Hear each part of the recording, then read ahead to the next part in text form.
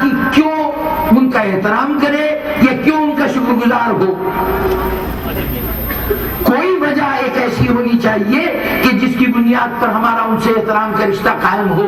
تو جناب والا صحابہ کی نمازیں ان کے لیے تھیں، صحابہ کے روزے ان کے لیے تھے، صحابہ کی فتوحات ان کے لیے تھیں، صحابہ نے اپنی فتوحات کے نتیجے میں جو بے پناہ مال غنیمت جمع کیا وہ مال غنیمت اس نسل کے لیے تھا جو اس عہد میں موجود تھا، انہوں نے فائدہ اٹھایا ہوگا، ہم تک تو وہ دولت بھی نہیں پہنچی۔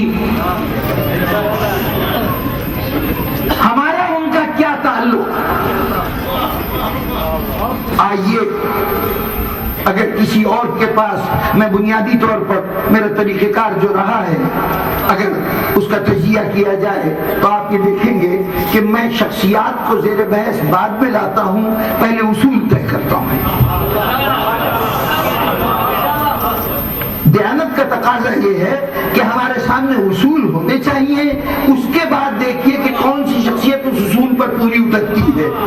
جتنی بحث کرنی ہے، جتنا سمجھنے کی کوشش کرنا ہے، جتنے اعتراضات کرنے وہ اصول پہ کر لیجئے کہ کیا یہ اصول صحیح ہے کہ نہیں، کیا یہ معیار صحیح ہے کہ نہیں۔ مثلا میں نے دین کے سلسلے میں کہا، کچھ اور کہنے سے پہلے جو بنیادی بات کہی وہ یہ کہی کہ میرے نزدیک دین نام ہے ہر اس بات کا جو حضور نے اپنی زبان سے ارشاد فرمائی، جو آپ نے عمل کر کے دکھایا، جو دنیا میں چھوڑا، بس اس کے علاوہ اور کوئی دین نہیں۔ اس اصول پر اگر کسی کو بحث کی گنجائش ہے تو پھر بسم اللہ بحث کر لیجئے، بات کر لیتے ہیں، لیکن اگر اس اصول کو مان گئے تو اب جو کچھ حضور فرمائیں گے بس وہ دین ہوگا۔ کسی بادشاہ، کسی خلیفہ، کسی حکمران کا کوئی قول دین میں کوئی حیثیت نہیں رکھے گا۔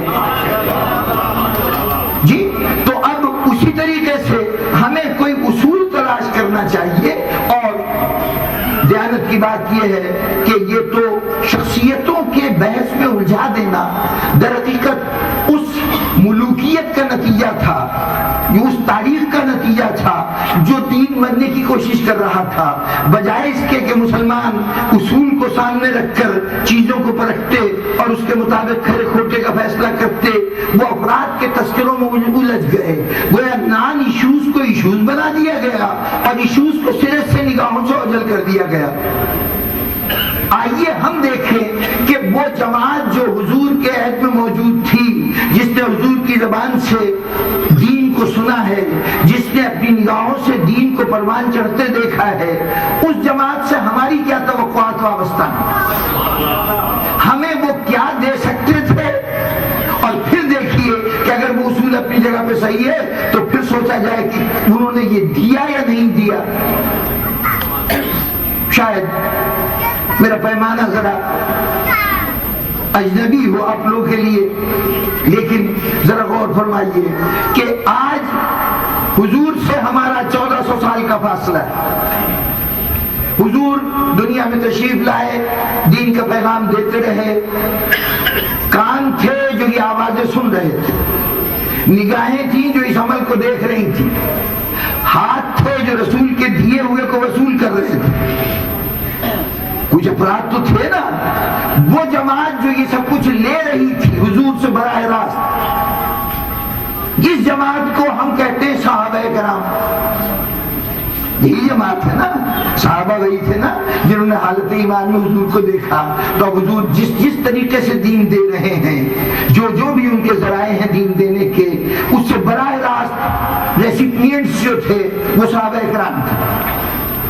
اب اللہ نے ہمیں حضور سے 1400 سال کے فاصلے پہ چھوڑا ہے، پیدا کیا ہے۔ اس 1400 سال کے فاصلے نے ہمیں اس منظر سے محروم رکھا کہ جب حضور دین کو دے رہے تھے، اس منظر سے محرومی دور ہو سکتی تھی اگر صحابہ کرام اس دین کو ہم تک منتقل کر دیں۔ صحابہ کرام کا بنیادی فریضہ اور ہماری جو بنیادی توقع ان سے وابستہ ہوتی ہے کہ اللہ نے ان کو اس زمانے میں پیدا کیا تھا جب دین ان کے سامنے پیش کیا جا رہا تھا۔ اب یہ ان کا اخلاقی بھی فرض تھا، بحیثیت رسول کے ساتھی ہونے کے بھی فرض تھا، رسول کے مشن کو آگے بڑھانے والے کی حیثیت بھی فرض تھا کہ وہ اس دین کو جو انہوں نے رسول سے وصول کیا ہے اس کو ہم تک پوری طرح دیانتداری سے منتقل کرتے ہیں. اگر وہ دین کو منتقل کرتے ہیں تو ہم ان کا شکریہ بھی ادا کریں گے کہ وہ درمیانی واسطہ واحد وہی واسطہ تھے. اگر اس واسطے سے دین ہم تک پہنچ گیا تو ان کا شکریہ، وہ قابل احترام ہیں، قابل تعظیم ہیں. ہم اٹھتے بیٹھتے ان کے ممنون ہوں گے کہ انہوں نے دین ہم تک پہنچایا.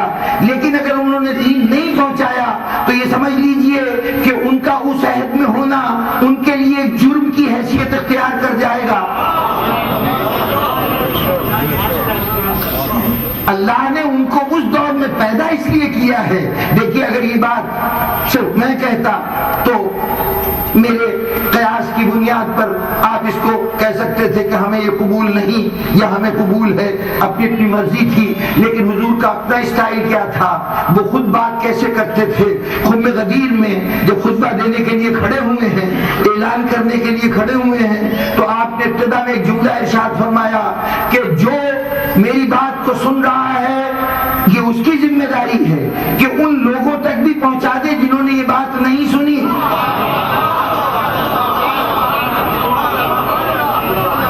یہ صحابہ کے رول کا تعین ہو رہا ہے رسول کی طرف سے کہ یہ جو صحابہ کی جماعت ان کا کردار کیا ہوگا، جو مجھ سے سنیں گے ان تک پہنچائیں گے جو سن نہیں سکے. اگر یہ رول ادا نہیں کرتے تو چاہے انہوں نے تاریخ میں کوئی مقام حاصل کیا ہو، مسند اقتدار پہ بیٹھے ہو، تخت و تاج ان کے سب پہ رکھا ہو، فتوحات کی ہو، لیکن رسول کی امانت کو ہم تک منتقل نہیں کیا تو وہ بددیانت خائن ہے، امانت دار صحابی نہیں.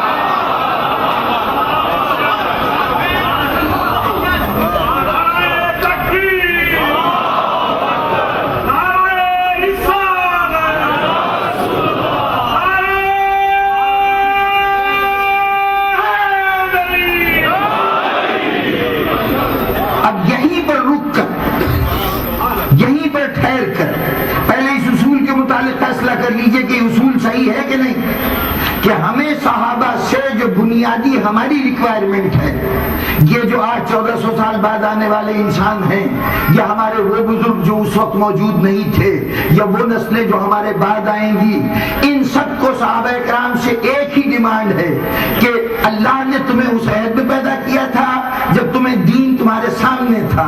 اب تمہاری ذمہ داری تھی کہ دین ہم تک پہنچا دو.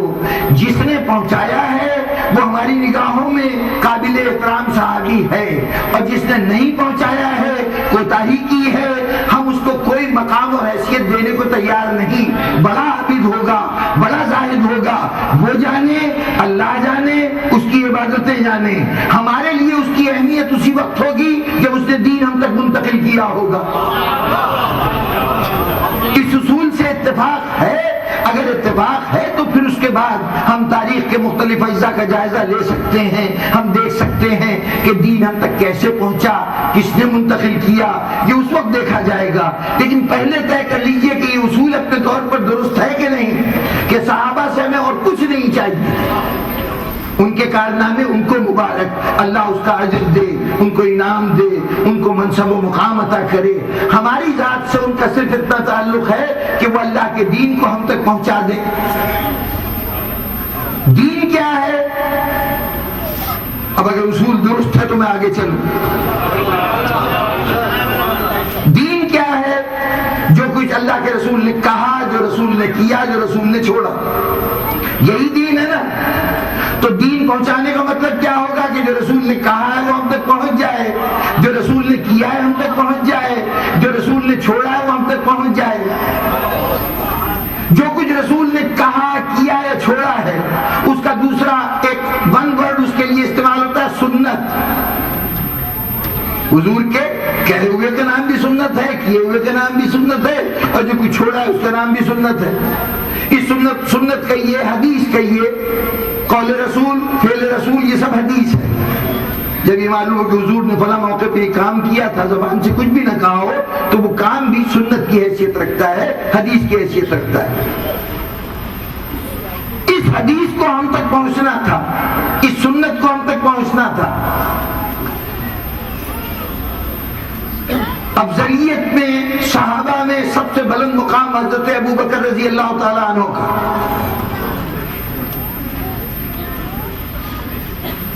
جناب عائشہ آپ کی صاحبزادی ام المومنین وہ روایت فرماتی ہیں کہ میرے بابا نے اپنی پوری زندگی میں 500 حدیثیں جمع کی تھی ایک کتاب کی شکل میں. جب مسند خلافت پہ بیٹھے تو ایک دن جناب ام المومنین سے اپنی صاحبزادی سے کہا بیٹی ذرا وہ کتاب تو لانا جو میں نے تیار کی ہے. اب چونکہ ام المومنین بتا رہی ہیں اس لیے جتنے سوالات پیدا ہوتے ہیں ان سب کو میں نظر انداز کرتے ہوئے اس روایت کو اسی طرح قبول کر رہا ہوں جیسے بیان کی گئی.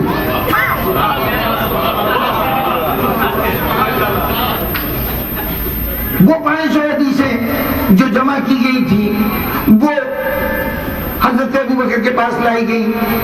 حضرت ابو بکر نے ان حدیث کو وہ جو مجموعہ تھا اس کو پھاڑ کر اس کو نظر آتش کرنا شروع کیا. ام المومنین نے کہا بابا یہ آپ کی ساری زندگی کی کمائی ہے, آپ نے حضور کے اقوال جمع کیے ہیں تو آپ اس کو نظر آتش کر رہے ہیں, یہ ختم کر رہے ہیں.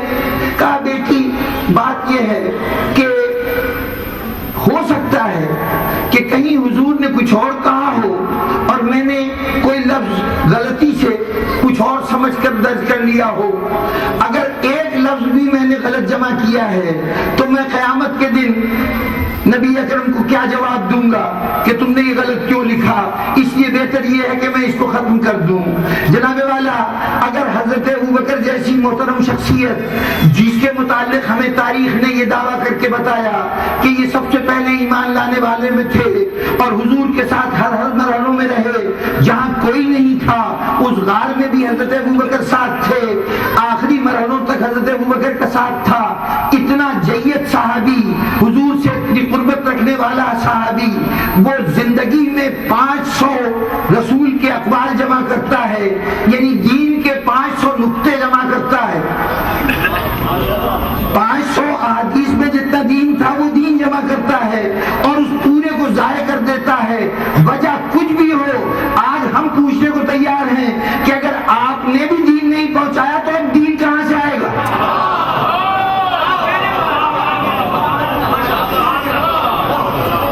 اگر دین حضرت ابوبکر نہیں پہنچا سکتے تو پھر دین اگلی نسلوں کو کہاں سے ملے گا؟ اور پھر حضرت ابوبکر وہ محترم ہستی ہیں کہ جن کو ہم صدیق کی حیثیت سے جانتے ہیں, انتہائی سچے. جب ملت اسلامیہ کا سچا ترین فرد اپنے قول رسول کو اپنے کانوں سے سننے, اپنی آنکھوں سے دیکھنے کے بعد بھی خود فوراً لکھ لینے کے باوجود یہ سمجھتا ہے کہ ہو سکتا ہے میں نے غلط لکھا ہو, تو اگر صدیق غلط لکھ سکتا ہے تو جنہوں نے بعد روایتیں بیان کی ان کی روایت کو ہم کیسے قبول کریں؟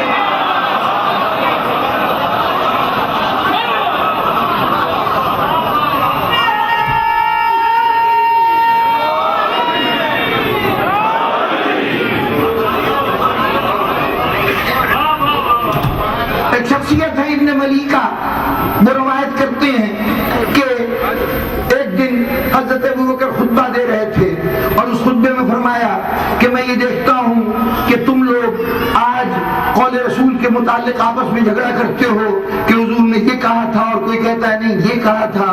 تو اگر یہ جھگڑا آج ہو رہا ہے تو آنے والے زمانوں میں یہ جھگڑا بہت زیادہ ہو جائے گا, اگلی نسلوں میں جھگڑا بہت زیادہ ہو جائے گا.